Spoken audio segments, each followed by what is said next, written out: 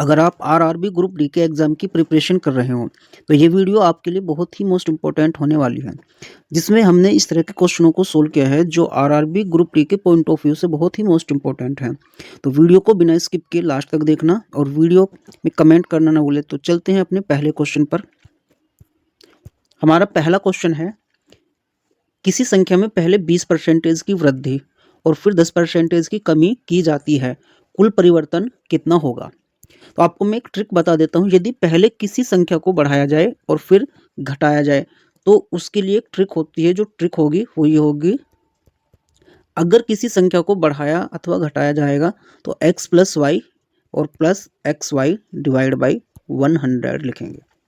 तो सबसे पहले क्या करेंगे, इसमें जो x है x की जगह लिखेंगे संख्या को 20% बढ़ाया गया। वृद्धि का मतलब है 20% बढ़ाया गया, तो हम x की जगह 20 लिखेंगे।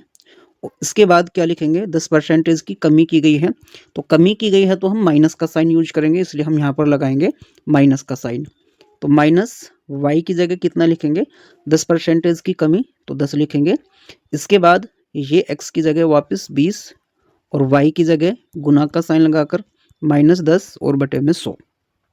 सबसे पहले इस जीरो को इस जीरो से कैंसिल करेंगे और इस जीरो से इस जीरो को कैंसिल आउट करेंगे।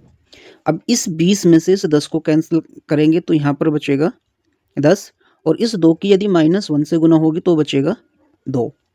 तो इस 2 में से 10 में से यदि हम इस 2 को घटाएंगे तो 8% की वृद्धि होगी। यदि आपका आंसर पॉजिटिव आए तो वृद्धि होगी और यदि नेगेटिव आए तो कमी होगी। तो 8% जो है ऑप्शन ए में दिया हुआ है, इसलिए ऑप्शन ए करेक्ट होगा।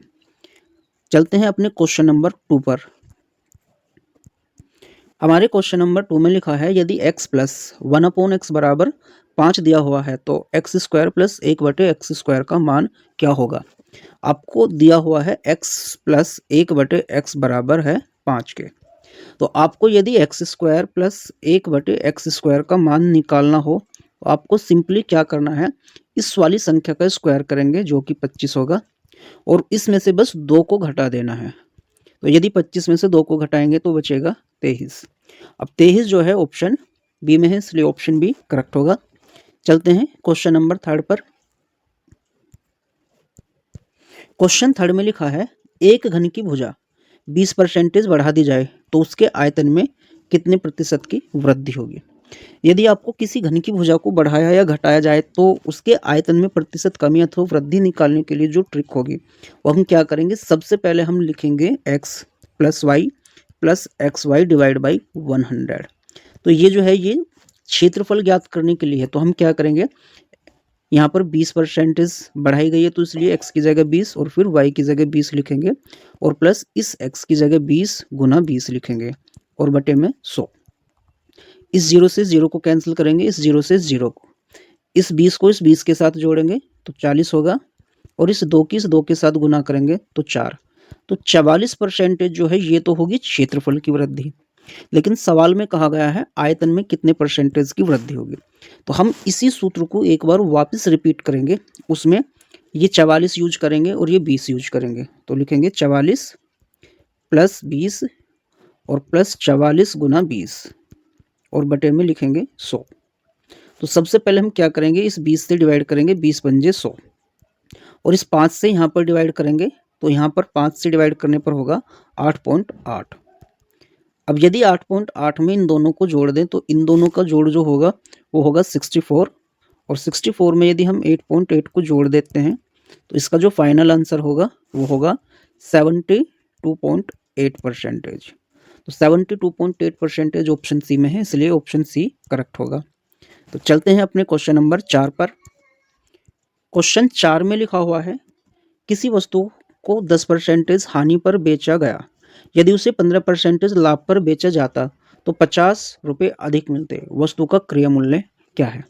तो सबसे पहले मैं आपको एक बात बता दूं, क्रय मूल्य जो होता है वो हमेशा 100% होता है। क्रय मूल्य बराबर 100%। अब सवाल के अंदर यदि 20% लाभ और 10% हानि, ये 15% लाभ और 10% हानि है, तो ट्रिक आपको ध्यान रखनी है कि ये जो हानि है इस हानि को और लाभ की परसेंटेज को जोड़ देना है। हानि प्लस लाभ, हानि की जो परसेंटेज है वो है 10 और लाभ की जो परसेंटेज है वो है 15। तो इन दोनों का टोटल होगा 25%। तो ये जो 25% होता है हमेशा जो विक्रय मूल्यों का अंतर होता है, ये जो कम या अधिक लिखा हुआ होता है सवाल में, ये इस वैल्यू के बराबर होता है। तो 25% जो है वो 50 के बराबर है। सवाल में कहा गया है क्रिया मूल्य ज्ञात करना, तो क्रिया मूल्य जो होगा वो होता है 100%। तो लिखेंगे 50 डिवाइड बाई 25 और गुना में 100। 25 दूनी 100 होंगे और इस 2 की 100 से गुना करेंगे तो होगा 200। 200 इस ऑप्शन के अंदर नहीं है, ये क्वेश्चन जो है थोड़ा सा मिसप्रिंट हुआ है, इसलिए यहाँ पर जो करेक्ट ऑप्शन होगा वो 200 होगा। तो चलते हैं अपने नेक्स्ट क्वेश्चन पर।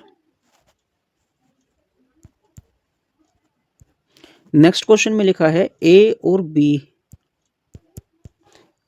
की आय का अनुपात 5:7 है तथा उनके व्यय का अनुपात 3:4 है। यदि दोनों की बचत समान है और बी की आय 4200 रुपये है तो ए की आय कितनी होगी। तो सवाल में सबसे पहले आपको देखना है, कहा गया है कि जो ए की आय है वो कितनी होगी। ये जो हमें सबसे पहले यहाँ पर दी गई है ये किसकी आय है, आपको देखना है बी की आय। बी की आय कितनी है 4200। तो सवाल में देखो जो आय का रेशो है, ए की आय कितनी है 5 के अनुपात में और बी की आय है 7 के अनुपात में। तो हम इस 4200 को सबसे पहले 7 से डिवाइड करेंगे और गुना में जिसकी आय पूछी है उसकी आय से गुना करेंगे। तो जो ए की आय है वो है 5 के अनुपात में, इसलिए हम 5 से गुना करेंगे। तो 7 छंग 42 या 600 और 600 गुना 5 करेंगे तो 6 पंजे 30। तो 3000 जो होगी ये ए की आय होगी। अब 3000 ऑप्शन ए में, इसलिए ऑप्शन ए करेक्ट होगा। चलते हैं क्वेश्चन नंबर 6 पर। देखो क्वेश्चन 6 में लिखा हुआ है एक दुकानदार 2 वस्तुएं 1000 रुपये में बेचता है। एक पर 20% लाभ और दूसरी पर 20% हानि होती है। कुल परिणाम क्या होगा।